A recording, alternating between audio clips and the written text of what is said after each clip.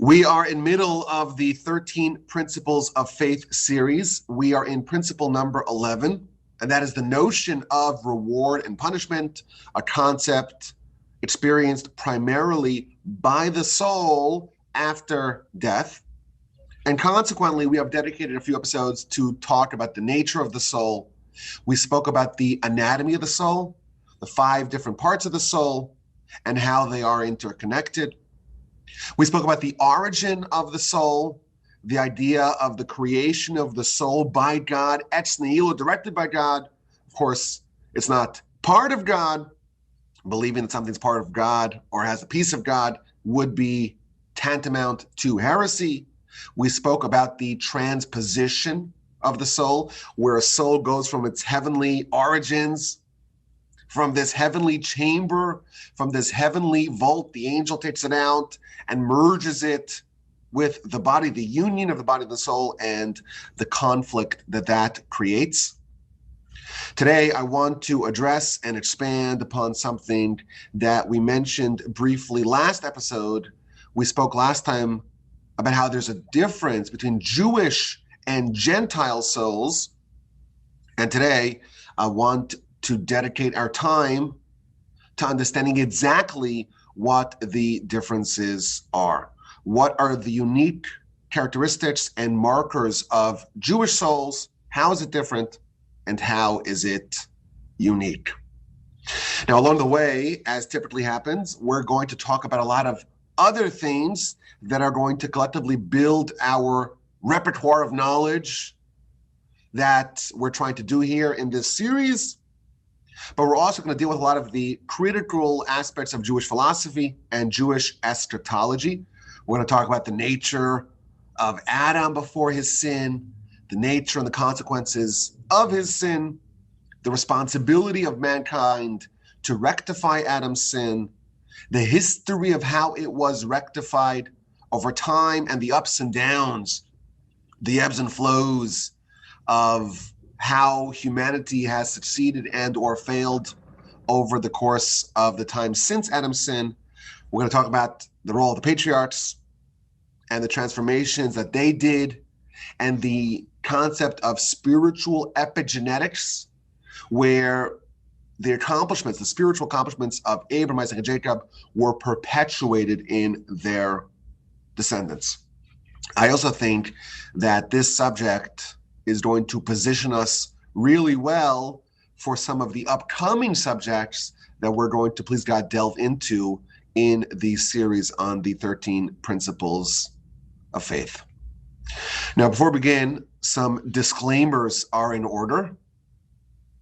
What you are about to hear is somewhat Kabbalistic, and I always like to remind the audience that I'm not an expert in these matters. I don't profess to be one. It's very advanced stuff, and what we're going to say is just what we read and what we learned and what we discovered and how we understand it, but I don't profess to be an expert in these very lofty, advanced subjects. But I also think that, given what we've studied hitherto, I think we're positioned to understand this important subject. A lot of what we're going to cover today is built upon what we have previously discussed about the nature of the soul, the anatomy of the soul, the conflict of the soul. If there was ever a time that we were properly positioned to process and understand this very nuanced subject, I think that time is now. So that's disclaimer number 1, heavy, deep stuff upcoming.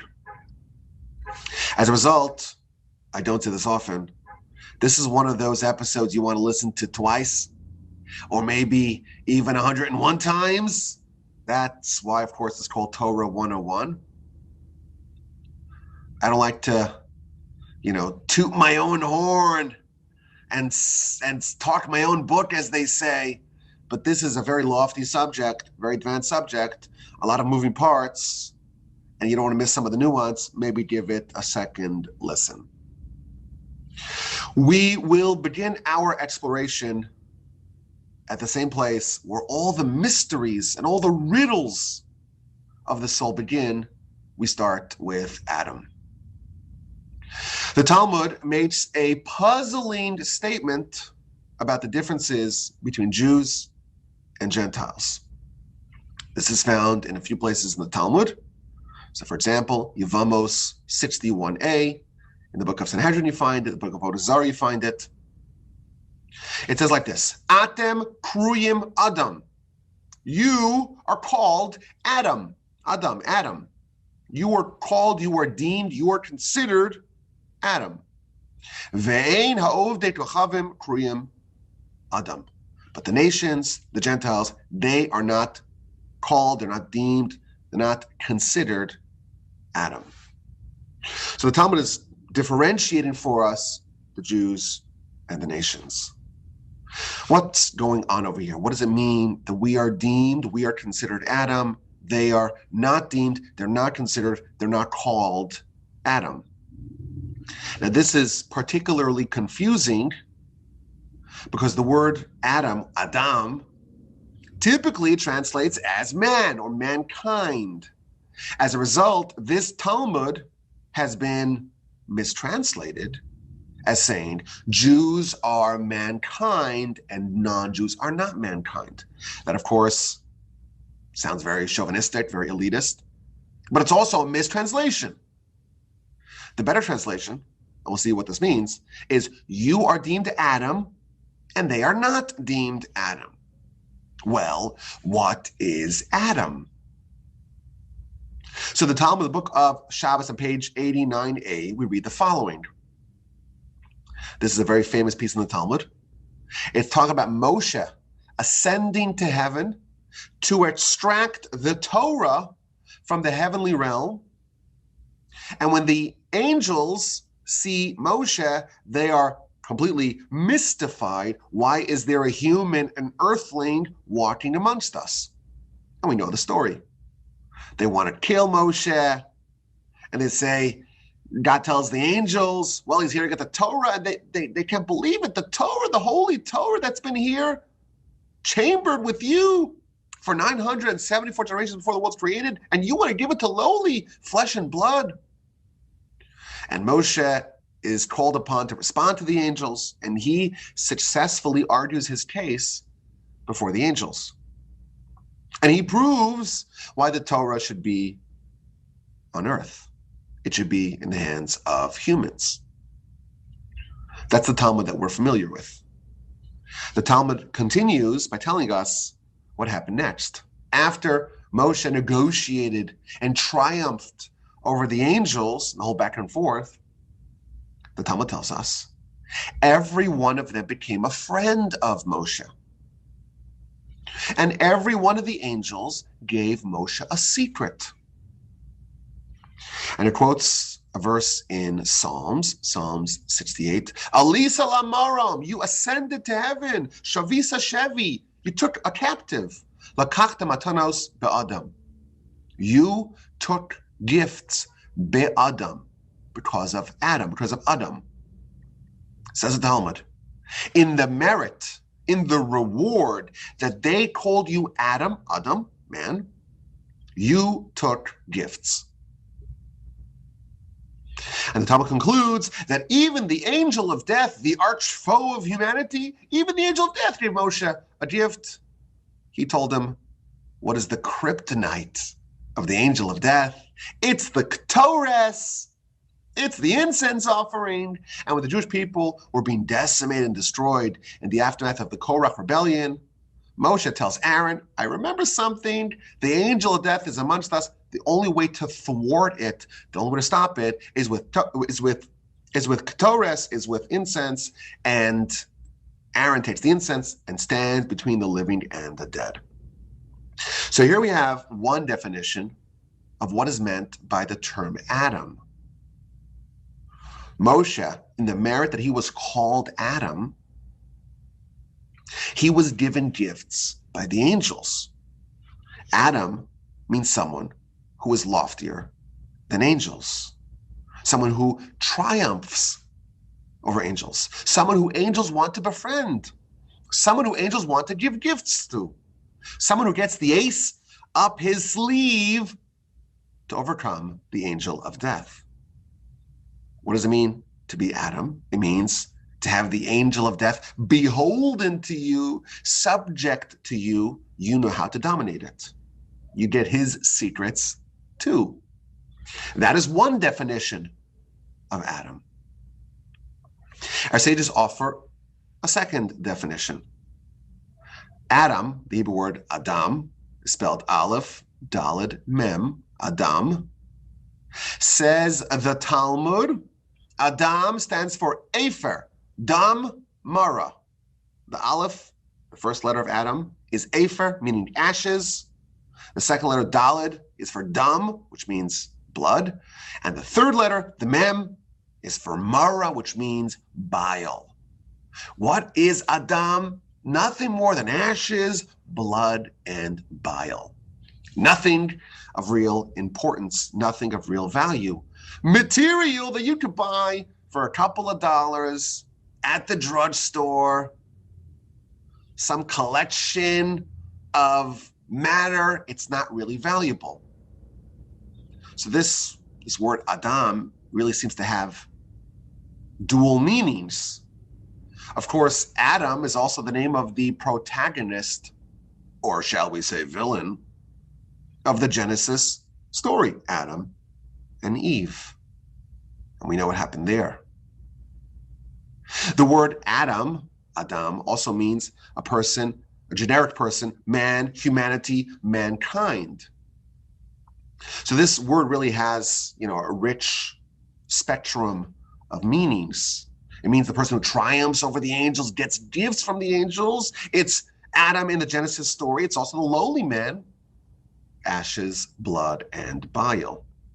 So the term Adam spans the panoply of mankind from its loftiest heights to its lowliest lows.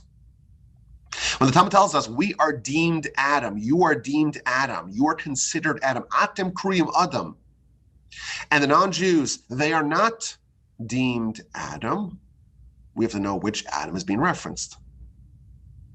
It is misunderstood as saying that you are a human and they are subhuman. Again, the word means mankind. It also means the original Adam. It means the Adam that triumphs over the angels. In this context, Adam, when it says that you are considered Adam and the non-Jews are not considered Adam, it is referring to the highest and loftiest sense of the word. The difference between Jews and non-Jews stems from Adam. Which Adam? The highest Adam, the primordial Adam, the angel-like Adam, Adam before his sin. Let's explain. There is no subject in our philosophy as tantalizing and confusing and mysterious as the subject of Adam before his sin. Who was he? Better yet, we can ask, what was he? What was the nature of his test? What did he do? Why did he do what he did? This is a huge, huge, huge subject. There are entire books written on this subject. Perhaps we could say all books are really written on this subject. But here we could ballpark stuff. We could simplify stuff. Let's simplify. Let's look at the sources. The Midrash tells us that when Adam was created before his sin, the angels thought he was God, and they sought to worship him. This is found in the Midrash, Bereshis Rabbah, chapter 8, section number 10. B'shah shebar Kodesh Baruch Hu Adam Rishon, at the time when God created Adam, the original Adam, Ta'u Malachi Asharis, the angels of God, the ministering angels, they made a mistake. Ubitshu lomar lefanav kadosh, and they wanted to declare upon him kadosh, holy. They mistook him for God. This is Adam in his apex. His holiness, his stature prior to his sin, his holiness, his stature prior to his sin was so great that the angels mistook him for God and sought to worship him. That is the loftiness of Adam. Supernal holiness that confused the angels. It's not easy to confuse angels. The angels subjected themselves to Adam. This is similar to Moshe. Moshe also had the angels subjected to him, and they gave him gifts. That's Adam before his sin. And then he sinned. And the Talmud tells us in the book of Sanhedrin, page 38b, prior to his sin, Adam was misov ha'olam v'ad sofo. He was from one end of the world to the other end of the world. What that means, I don't know. But he was this expansive entity that dominated the entire world. Once he sinned, the Almighty placed his hand upon Adam, whatever that means, umiato, and diminished him. So Adam was Adam before his sin, was Adam after his sin, but it's a very different Adam. One Adam is something so holy that it just encompasses everything. It's one notch lower than God. The angels made a mistake. And then afterwards, he was diminished. He was reduced. Our sages tell us that prior to his sin, Adam had no Yetzer Hara. The evil was all external, embodied, of course, by the serpent. With the sin, evil became mixed with good. Good and bad were now operating within him. The Talmud tells us Adam was created circumcised, and with his sin, he reversed his circumcision. Again, the idea of good and bad operating within a person, within Adam, in an admixture. And of course, as a result of his sin, he was booted from the garden. And there are two cherubs placed on the garden's gate. And there's the flaming, swirling swords guarding the entrance, so Adam cannot get to the tree of life. So whatever Adam was before his sin, it's something vastly different and loftier than Adam post his sin. Now, the Kabbalists, they give us some Kabbalistic framing for what happened to Adam. I think this is something, thanks to our journey thus far, this is something that we can at least vaguely appreciate. The human soul, we've been told many times, is composed of 5 parts. Adam had a grand, collective, expansive, lofty soul, but Adam's soul was also comprised of 5 parts. And of course, we went through this before. In ascending order, there's the nefesh, lowest one, then the ruach, then the neshama, then the chaya, and then the yechida. This is found not just in the Kabbalistic literature, it's found in the Midrash, it's found in many places. Now, Kabbalistically, these 5 components of the soul are situated, are centralized in 5 different parts of a person. The nefesh, the lowest part, is found in the liver, and that corresponds to desires. And then the ruach is found in the heart, and the neshama is in the brain. And then the chaya and the yechida, the 2 highest parts of the soul, they're really above a person's head. They're not within the person's body, but they're kind of associated with the person, but they're elevated above the person. When Adam was created, he was perfect. All 5 parts of the soul were perfect. And then he sinned, and all 5 parts of his soul were damaged. And the Kabbalists elaborate. Adam's sin, whatever it was, contained elements of the 3 cardinal sins: idolatry, adultery, and murder. And that damaged the 3 parts of his soul that are within him: the nefesh, the ruach, and the neshama. And the 2 parts that are higher, the chaya and the yechida, were lost entirely. So previously, Adam had 5 parts of the soul, everything pristine. Afterwards, The three parts that are within a person, he still had them, nefesh, ruach, neshama, but they're damaged.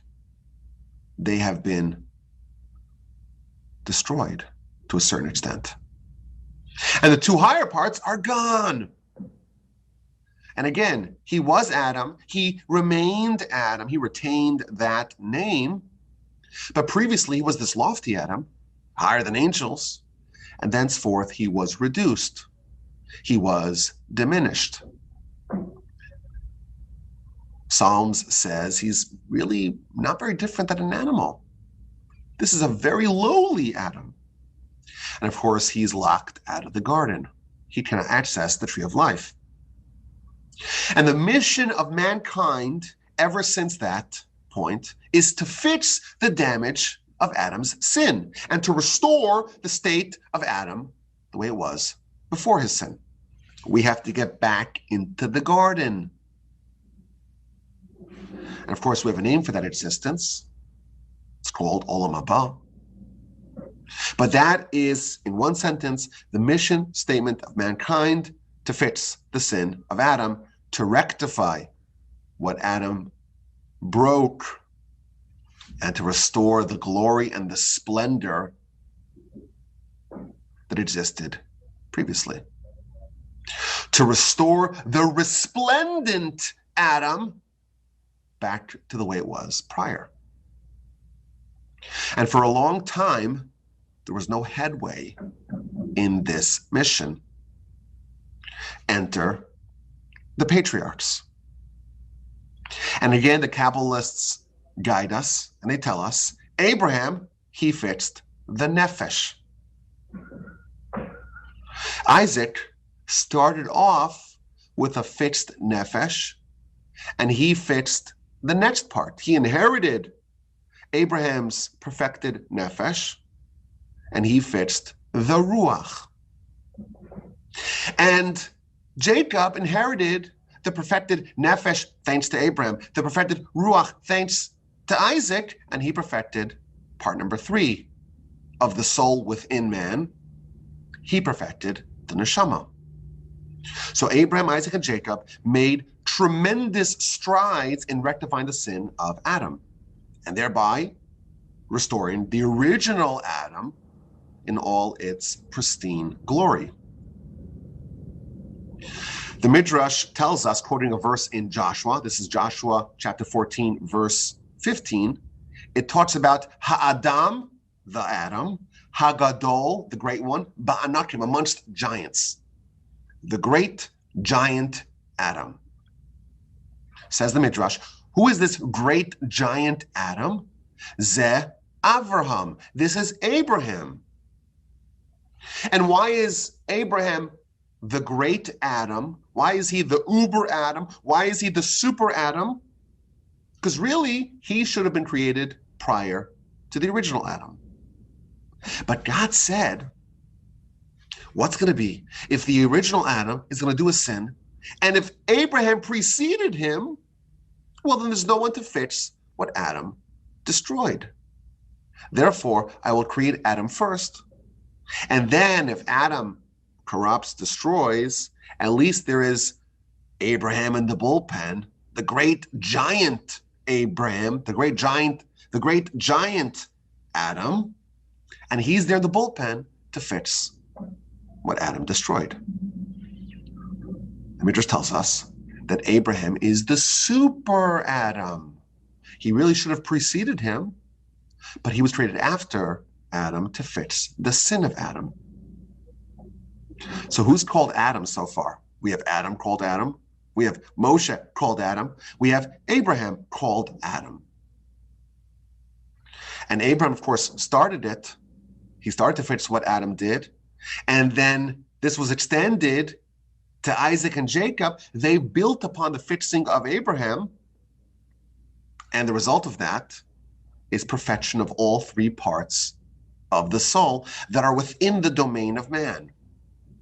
And by the way, this is why we say God of Abraham, God of Isaac, and God of Jacob. They fixed the sin of Adam in the 3 components of the soul that are within a person. They fixed the nefesh, the ruach, and the neshama, respectively. In the very dramatic vision of Ezekiel, Ezekiel saw the image of Adam. This is Ezekiel chapter 1, verse 5. Which Adam did he see? So you look at Rashi, or say, just tell us. He saw the visage, the countenance of Jacob. Under the throne of God, there is a vision of Jacob. Jacob is etched on the throne of God. Why Jacob? Because Jacob is the ultimate representative of Adam. Why? Because he marks the conclusion of this triumvirate of perfection. Abraham starts it, Isaac continues it, and Jacob completes it. He finished the perfection of man, the three parts that are, again, within the person. Abraham started it, Isaac perpetuated it.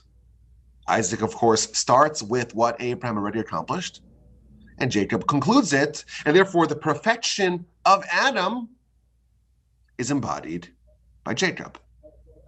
Now, of course, there's still more perfection needed. We're not done. Adam, of course, had 5 parts, 3 within him, but 2 that were associated with him, almost like antenna. It's outside, but it's connected to a person. To actually complete this rectification, we need to fix the final 2 parts. We still need to perfect, really to recover, the 2 other parts of the soul, the Chaya and the Yechida, that flew away. Well, when did that happen? At Sinai, our sages tell us, the nation got a small taste of what the ultimate perfection looks like. The Talmud tells us, again, a very famous Talmud we've discussed in the past, when the Jewish people said, Na'aseh v'nishma, we will do and we will listen, angels came bearing crowns. And every one of the 600,000 Jewish souls received 2 crowns atop their head. What are those 2 crowns? Those are the 2 parts of the soul that have flown away. Again, they're not part of who a person actually is, not within a person, but it is associated with a person. Those 2 parts of the soul that, thanks to the sin of Adam, owing to the sin of Adam, they had disappeared. Now they were restored. Those 2 crowns are the 2 final components of the soul. At Sinai, at the revelation, the nation became a replica of Adam pre-sin. Thanks to Abraham, Isaac, and Jacob, they have perfected the nefesh, the ruach, and the neshama.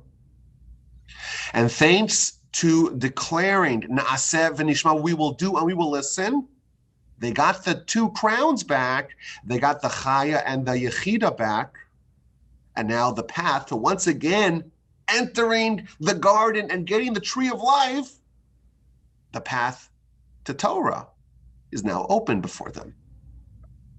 The only way to get the tree of life, the only way to get the Torah, is if you have rectified what Adam has wrought, and you can get back into the garden. At that moment, Jewish people say, Na'aseh v'nishma, we will do and we will listen. They get those 2 crowns, and now they have a replica of Adam, the way it was before the destruction. They could get in, they could get the Torah, which of course is called the tree of life. Now, with the sin of the golden calf, what happened? We have a redux of the sin of Adam. Those crowns are taken away. Only Moshe retains his Adam pre-sin state. Only Moshe retains those crowns.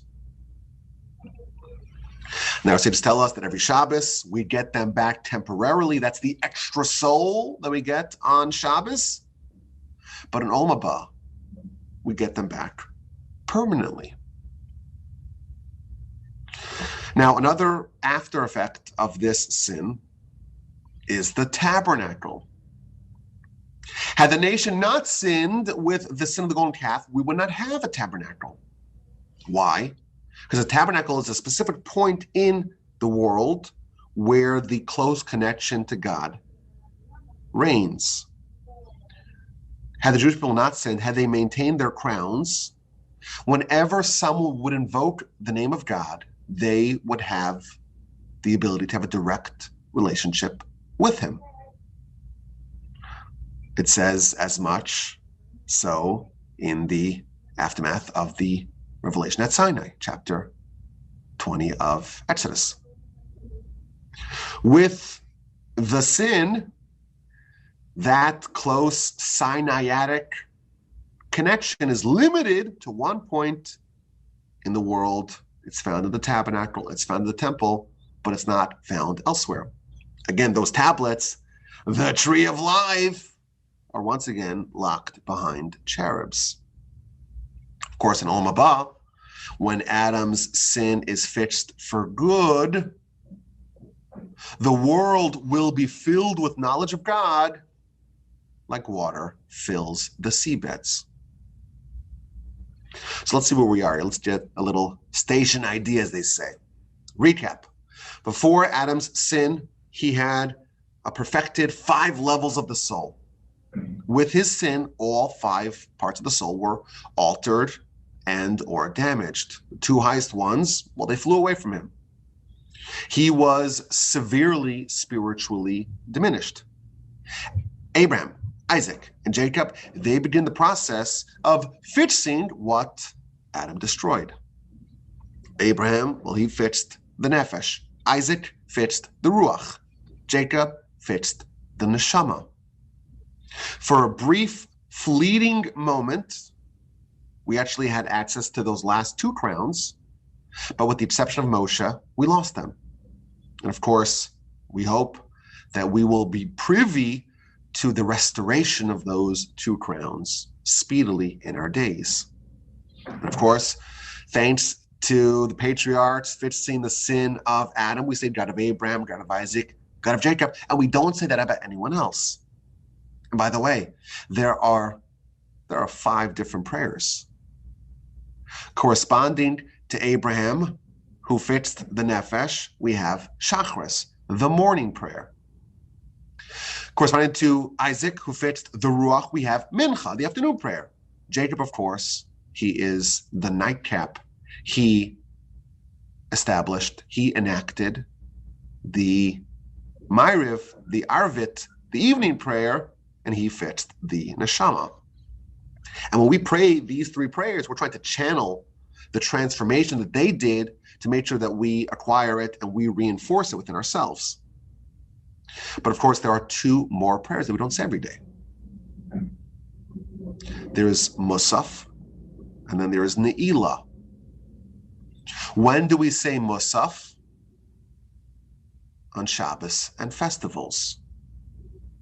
There are times that we temporarily get those crowns back, or at least one of those crowns. The extra soul, not the extra souls, the extra soul.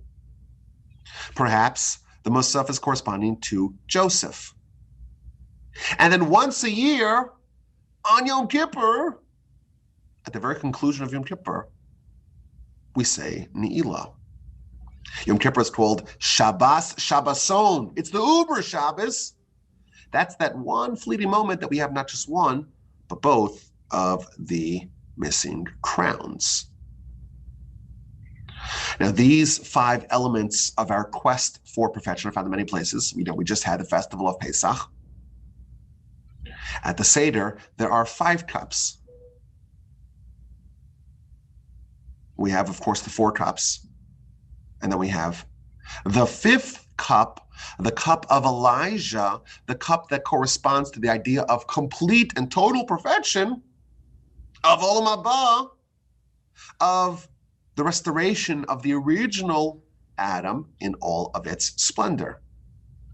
We're not quite there yet, and that's why we fill up the cup of Elijah, and we hope he'll show up, because there's one night a year where this perfection, this ultimate perfection, is most auspicious or most possible, and therefore we want to be ready for it should it arrive. And if not, we have to wait until next year. So let's get back to our original question about what is the difference between a Jewish soul and a Gentile soul.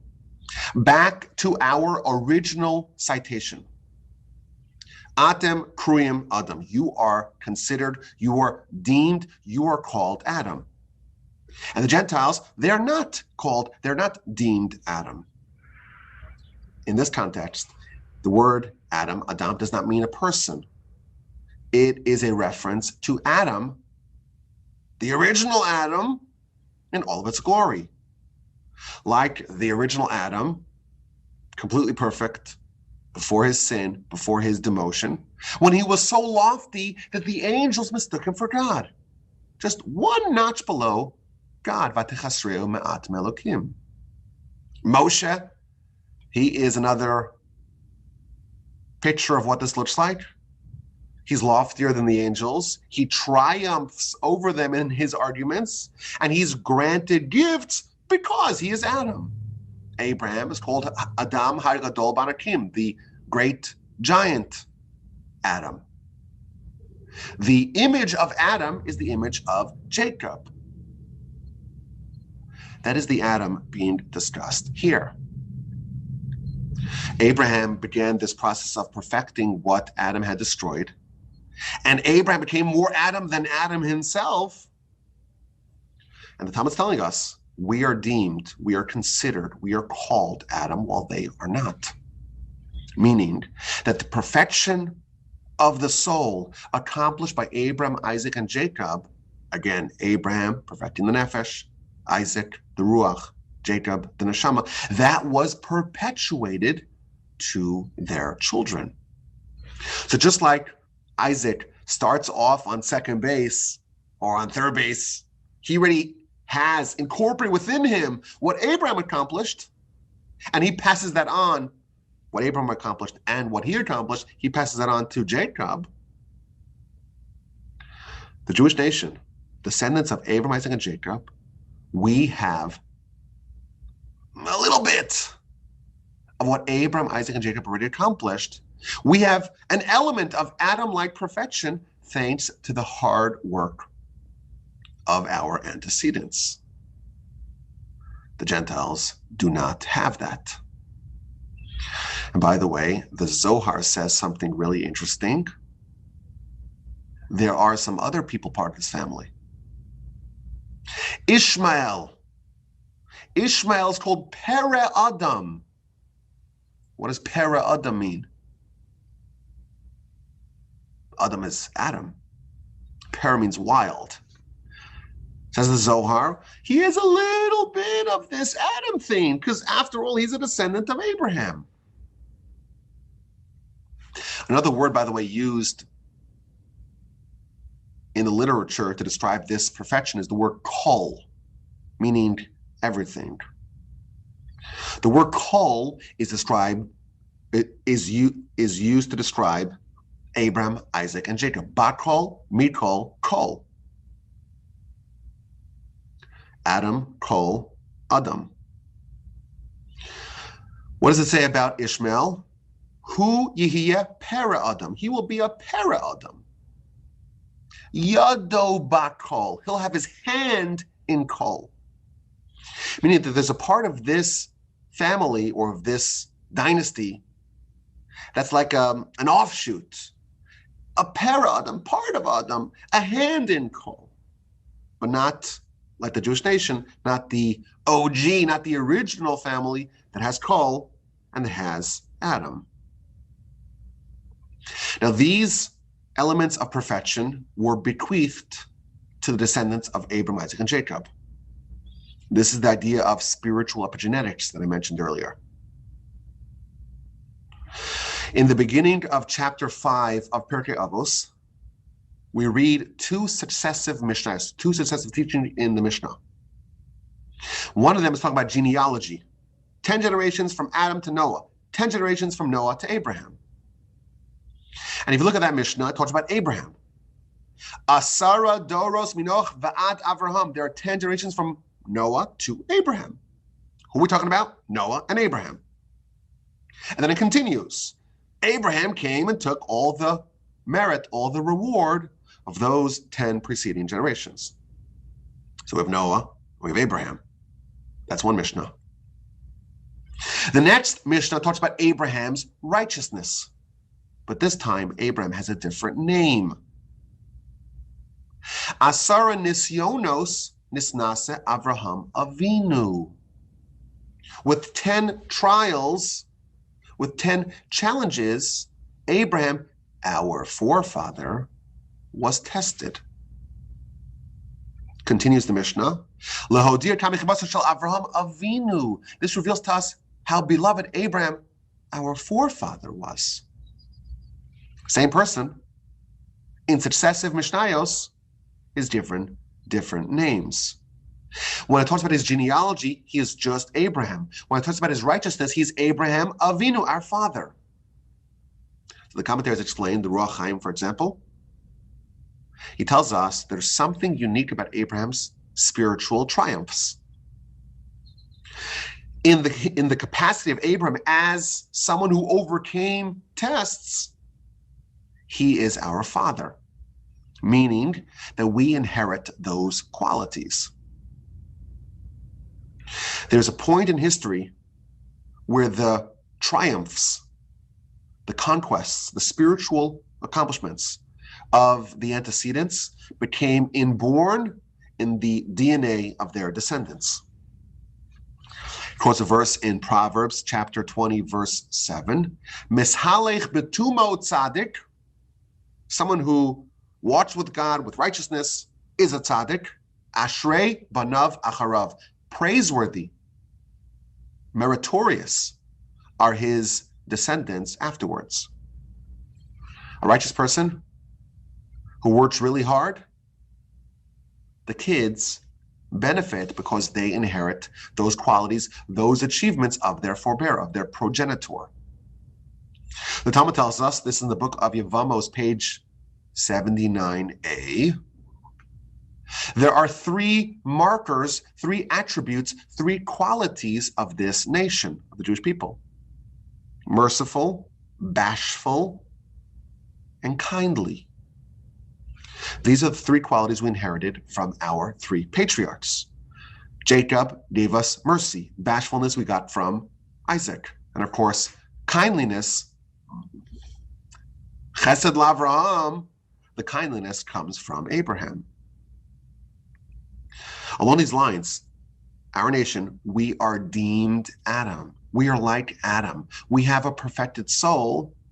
Our soul is materially different thanks to the soul that we inherited from our antecedents, thanks to the perfection that Abram, Isaac, and Jacob did to their soul, and that soul, or that perfection of soul, was given to their descendants. The Ramchal has a very nice framework of this idea. This is found in The Way of God, section number 2, chapter number 4. He likens Abraham to a tree. Abraham's like the tree trunk, the roots of the tree, and the Jewish people are like the branches, are like the fruits, are like the leaves on that tree. So if you have a seed of a tree, it's an apple tree, it's going to have apple trunk qualities and apple branches and apple fruits. That's the way it works. Why should the fruits be apples just because the seed was an apple, just because of the trunk? That's the way trees work. The nations of the world are distributed like trees. And the branches of Abraham's tree are like Adam before his sin. That's the nature of that tree. And it produces souls that are like the root. And thus, we are deemed Adam, but the nations that stem from a different tree, they have different fruits. They are not deemed Adam. And the Ramchal there explains that there are 70 different root trees, and that's the idea of the 70 nations.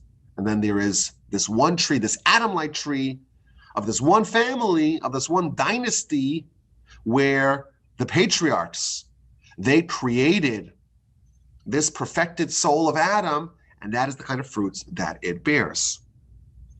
It's important to note that we put in some work as well.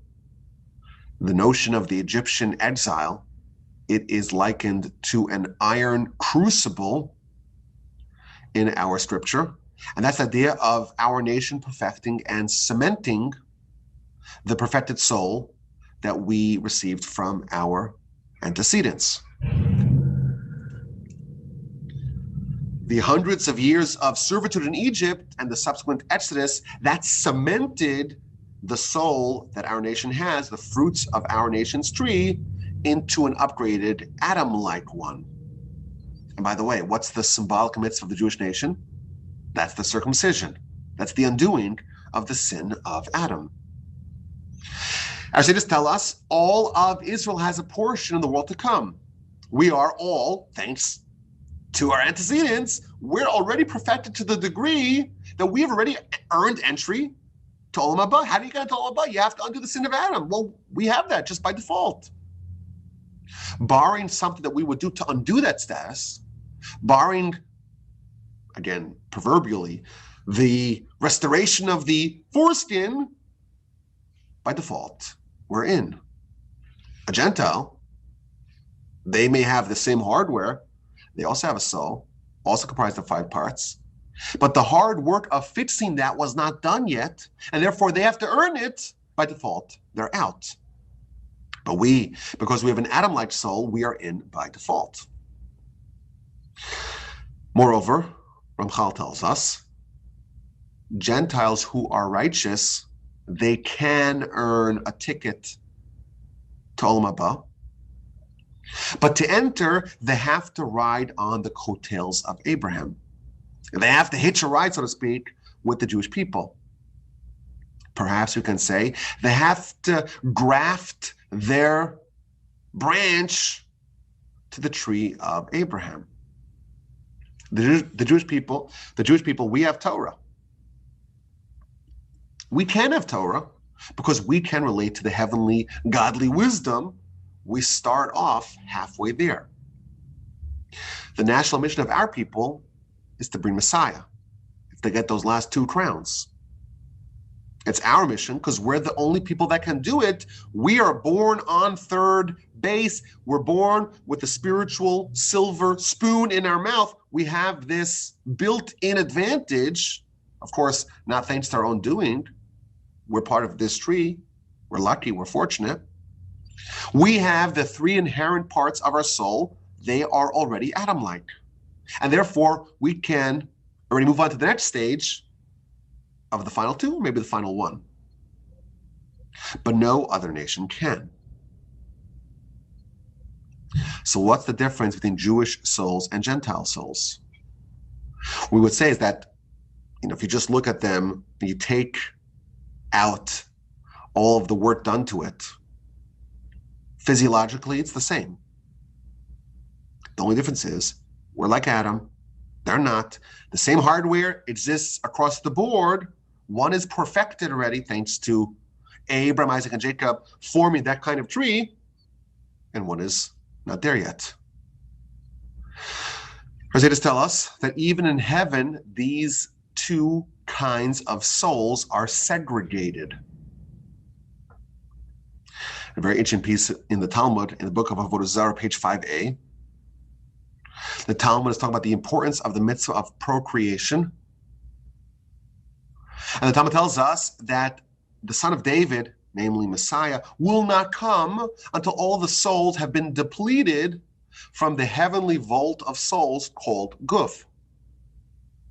So there's a vault in heaven called Guf. That's the name of this vault. And inside this vault, inside this chamber, are all the souls that are yet to be born.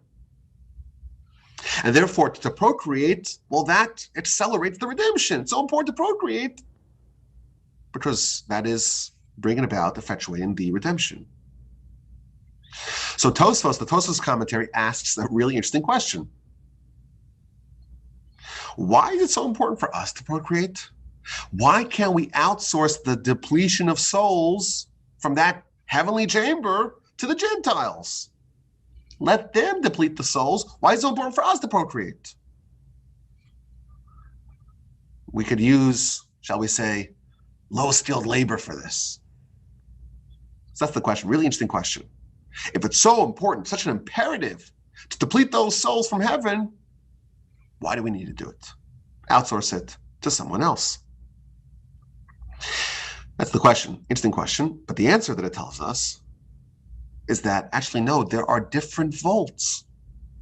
There's one vault in heaven where all the Jewish souls are housed, where all the perfected souls, or again, the Adam-like souls, the ones that are considered, they're deemed, they're called Adam, the ones that stem from the branch of the tree of Abraham.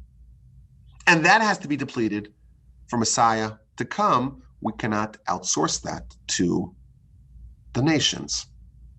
These are very different souls, thanks to one being perfected, one being Adam-like, and one being not Adam-like. And by the way, this is not so rosy. The Talmud tells us that the more perfected a person is, the bigger the target on their back is. The Yetzer Hara, the Satan, attacks strength, not weakness, holiness, not lack of holiness. And therefore, the Jewish people are they are going to suffer more concerted attacks by the Satan, by the Yetzer Hara. Only Adam could have been targeted by the serpent. He was so holy, and therefore, to balance things out, the attack is that much greater. At the moment when God is handing over the tablets, this apex of connection between human and God, only then could the Satan, could the angel attack us with a sin like the golden calf. The Jewish people, owing to their elevated Adam-like state, they have a much stronger opposition. Now, relevant to this question is, what now? So we mentioned earlier briefly, Ishmael is kind of like a halfway home there. He's half an Adam, half a Kol. Para Adam, Yado Bakol. There's a good reason to believe that with the Messiah, the parts of our tree, of Abraham's tree, that have fallen off, they have to be restored. They have to come back to their roots.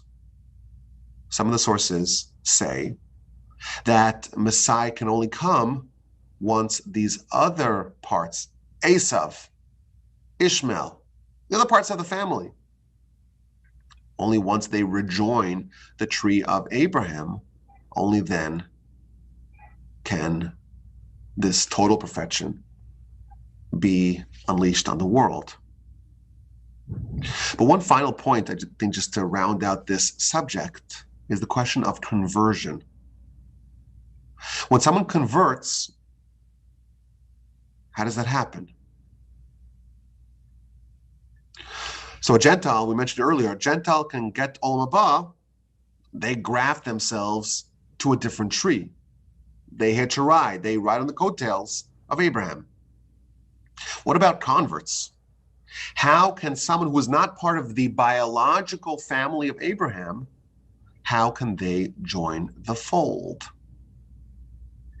Now, the subject of conversion in Jewish philosophy is a very big, interesting, fascinating subject. But here's briefly how that happens.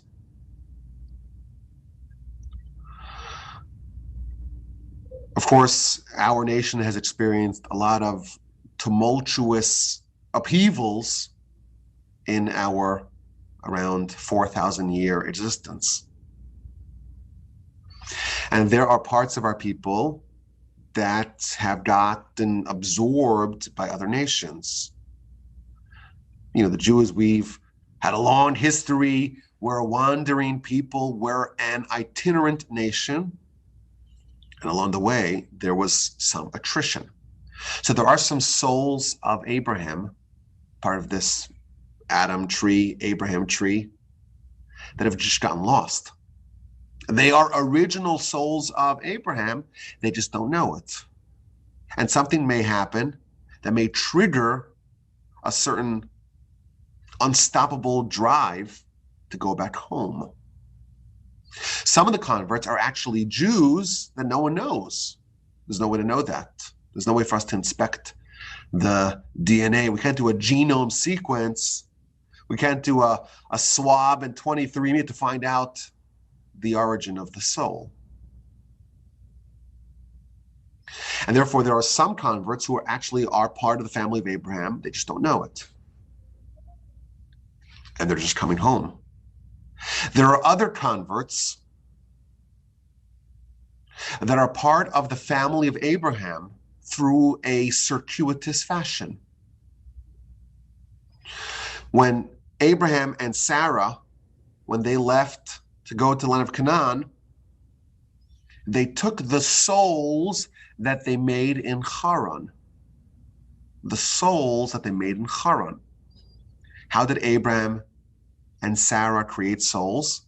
So Rashi says, well, it's the converts. It's not the souls, it's the people that they influenced. But the Kabbalists tell us, Abraham and Sarah, spent 70 years together without a child, but they were still producing souls. Meaning that they procreated in this other fashion and it created souls, but it didn't create a body with a soul until Isaac came around. And therefore, there are lots of souls. We don't know how many. Of course, it's a very advanced subject you can think about. But there are souls floating around that are actually descendants, literal descendants of Abraham and Sarah. And they're just, again, coming home. They're part of the tree. They just don't know it. And by the way, that's why a convert is called Ben Avraham and Bat Sarah. They are literally the souls born to Abraham and Sarah. And finally, this is maybe the most difficult idea to wrap our heads around. There is another form of procreation. There is procreation via bearing a child. And then there's procreation via creating worlds of Torah. And the Kabbalists tell us that Ben Azai, for example, and Rabbi Akiva, the great giants of the Mishnaic era, they created souls of converts with their Torah. What this means, I don't know, but the Talmud does tell us, if you teach Torah to someone else, it's as if you've given birth to them. Torah is the upgrading of souls. And when you upgrade a new soul, it's like there's a brand new soul there. And therefore, if you teach Torah to someone else, Torah is creating new souls. What that means, again, I don't know. Reference my disclaimer earlier. I don't know what this means. But I do know that it is sourced in the most reputable sources that we have, that it's possible for someone via Torah study to actually spawn new souls. How that works, I don't know. But the point is that there is a mechanism, there is a system through which new souls can be added to this category of souls that are, again, distinct from the non-Jewish souls. You are deemed Adam, and the nations are not. Now, do you see why I said you have to listen to this one twice, or maybe 101 times? We, in fact, covered a lot today. We spoke about the nature of the sin of Adam. We started off with a question. What are the unique attributes? What are the unique markers of a Jewish soul? Souls, are they just fungible, interchangeable entities, commodities? Every soul is different, we've been told. What is the nature of a Jewish soul versus a non-Jewish soul? So the Talmud tells us, you are called Adam. You are considered Adam. You are deemed Adam. Atem kriyim Adam. What does that mean? What does Adam mean? There's lots of different things that can mean Adam. Adam on its lowest levels, Afer, Dam, Mara, ashes, blood, and bile. Just some minerals and elements that are not very expensive, not very valuable. Adam can also mean the state of man when they're etched in the throne of God. In Ezekiel's vision. Adam can also mean someone who's there to fix the sin of Adam. Adam can also mean someone who triumphs over angels to the degree that they want to give him gifts. You are called Adam, meaning your nation comes from this tree, comes from this nation, from this people, the descendants of Abraham, Isaac, and Jacob, who created or who worked harder than anyone else to rectify the sin of Adam. Adam's sin was fixed gradually in a staggered fashion. Abraham, Isaac, Jacob, and we still have some ways to go. But the accomplishments of Abraham, Isaac, and Jacob was perpetuated to their descendants. So what are the differences between Jewish and non-Jewish souls? It all goes back to the patriarchs. We come from Abraham, Isaac, and Jacob, and therefore we are deemed Adam. I thank you for listening. As always, my email address is rabbiwolbe@gmail.com.